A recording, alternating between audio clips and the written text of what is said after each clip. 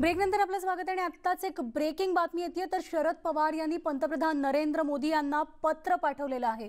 आंतरराष्ट्रीय व्यापार केंद्र गुजरातला हलवण्याला पवार यांचा विरोध आहे तर केंद्राचा निर्णय अत्यंत चुकीचा आणि नियोजन शून्य असल्याचं शरद पवार यांनी या पत्रात म्हटलंय। तर त्यांची पत्रात नाराजी असून या निर्णयानं राजकीय तिढा निर्माण होईल।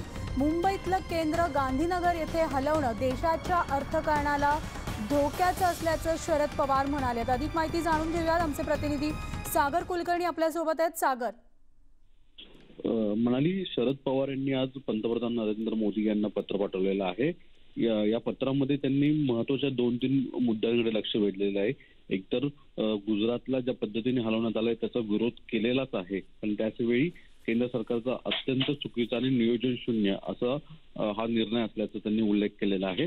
मुंबईतलं केंद्र गांधीनगर येथे हलवणं म्हणजे देशाच्या अर्थकारणाचा केंद्रबिंदू असणाऱ्या मुंबईला धोका निर्माण करण्याचा प्रयत्न तर नाही ना, अशा स्वरूपाचे प्रश्नचिन्ह देखील त्यांनी या पत्रातून उपस्थित केलेले आहेत। गेल्या 2 दिवसापासून या केंद्राच्या हलवण्यावरून काँग्रेस, शिवसेना तसंच राष्ट्रवादी काँग्रेसकडनं थेट टीका होत होती। आता राष्ट्रवादी काँग्रेसचे सर्वेसर्वा शरद पवार यांनीच थेट पंतप्रधानांना पत्र पाठवून याबाबतची नाराजी व्यक्त केलेली आहे म्हणाली। धन्यवाद सागर या संपूर्ण माहितीबद्दल। आता यावर केंद्राकडनं या पत्रावर काय उत्तर येते ते पाहायचंय। मात्र शरद पवार यांनी या प्रकरणी IFSC केंद्र प्रकरणी पंतप्रधानांना पत्र पाठवलेलं आहे आणि या पत्रामध्ये शरद पवारांनी आपली नाराजी व्यक्त केलेली आहे।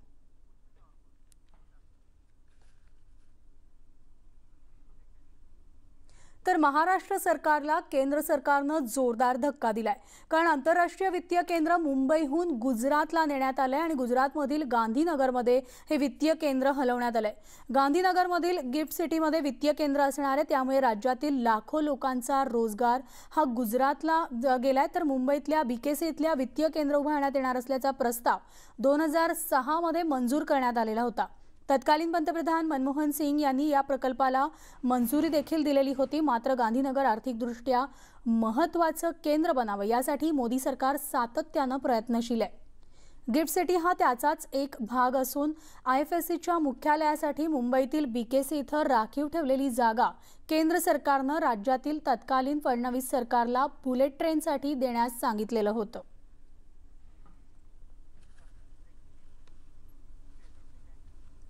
आणि यानंतर आणखी एक अमरावतीहून धक्कादायक बातमी येते, ती म्हणजे लॉकडाऊनच्या काळात महाराष्ट्र दिनी मेळघाटातील वनाधिकाऱ्यांनी मेळघाट व्याघ्र प्रकल्पाच्या हद्दीतील एका कॅम्पमध्ये चक्क मटण पार्टी केली होती। मेळघाटचे आमदार राजकुमार पटेल यांची पालकमंत्री जिल्हाधिकारी यांच्याकडे तक्रार त्यांनी केलेली असून यात काही अधिकाऱ्यांसह 40 ते 50 वन कर्मचाऱ्यांचा समावेश असल्याचं देखील समोर आलंय आणि त्यामुळे या सगळ्यांवर कारवाईची मागणी करण्यात येते। तर जगात कोरोनाचं संकट आहे, देशात लॉकडाऊन जारी असताना लॉकडाऊनमध्ये मटणाची पार्टी करण्यात आलेली होती। अमरावतीमध्ये आपण पाहतोय वनाधिकाऱ्यांनी, अमरावतीच्या मेळघाट तिथल्या वनाधिकाऱ्यांनी ही मटणाची पार्टी केलेली आहे। आपण अधिक माहिती जाणून घेऊयात। संजय शेंडे आपले प्रतिनिधी आहेत। संजय, आपण संपूर्ण देशातल्या प्रत्येक नागरिकांना सांगतोय नियमांचं पालन करा, लॉकडाऊन आहे, कोरोनाच्या संकटाचा मुकाबला करायचा आहे, प्रादुर्भाव वाढू नये म्हणून हे लॉकडाऊन लावण्यात आलंय।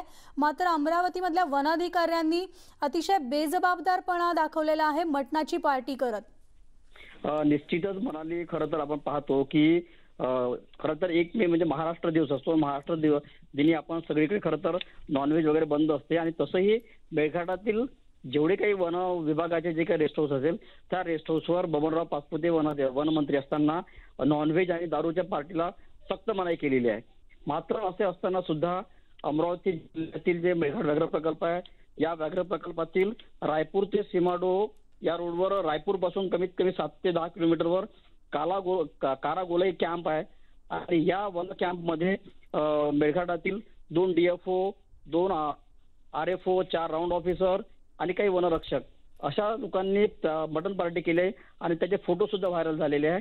आणि या अशाची तक्रार जे मेळघाटचे आमदार राजकुमार पटेल यांनी जिल्ह्याचे पालकमंत्री आणि जिल्हाधिकारी यांना केलेली आहे। त्यामुळे आता खरं तर लॉकडाऊनच्या काळात आणि सोशल डिस्टन्सिंगचं पालन न करता मेळघाटात अशा प्रकारचं जर उल्लंघन होत असेल तर निश्चितच खेदजनक बाब आहे. यामुळे मेळघाटातील जे अधिकारी आहे ते अधिकारी एकीकडे आदिवासींवर मात्र नियमाचं कडक पालन करताना दिसत आहे. त्यांच्यावर बंधनं लादतात, मात्र आपण मात्र पार्ट्या सोडतात, अशीच काहीची चर्चा मेळघाटात सुरू आहे. अगदी बरोबर आहे. त्यामुळे या सगळ्या प्रकरणावर आपण लक्ष ठेवून राहणार आहोत. धन्यवाद संजय या संपूर्ण माहितीबद्दल. आणखी एक अकोल्याहून ब्रेकिंग बातमी. अकोला शहरामध्ये 12 नवीन कोरोना रुग्ण आढळलेत. गेल्या 24 तासामध्ये अकोला शहरात 20 कोरोना रुग्णांची वाढ झालेली असून अकोला शहरातील कोरोना रुग्णांची संख्या 52 वर जाऊन पोहोचली आहे. तर देशामध्ये कोरोनाग्रस्तांच्या संख्येत वाढ होती आणि त्यात महाराष्ट्र राज्यामध्ये कोरोनाची संख्या जी आहे कोरोनाग्रस्त रुग्णांची ती आपल्याला सातत्यानं वाढताना दिसते. आता अकोल्यामध्ये सुद्धा कोरोनाबाधित रुग्ण आढळलेले आहेत. अकोला शहरात 12 नवीन कोरोना रुग्ण आढळलेत आणि गेल्या 24 तासामध्ये 20 कोरोना रुग्णांची वाढ झालेली आहे. त्यामुळे अकोला शहरातील कोरोना रुग्णांची संख्या आता 52 वर जाऊन पोहोचलेली आहे. तर आपण पाहतोय काही भाग ऑरेंज झोनमध्ये येत होते ते देखील आता रेड झोनच्या दिशेने जात आहेत की काय अशी भीती आता व्यक्त होते. कारण अकोल्यामध्ये सुद्धा आता चिंता वाढलेली आहे. अकोल्यामध्ये रेड झोन हा आता कायम आहे. अकोला शहरात 12 नवीन कोरोना रुग्ण आढळलेले आहेत आणि गेल्या 24 तासात 20 कोरोना रुग्णांची वाढ झालेली आहे.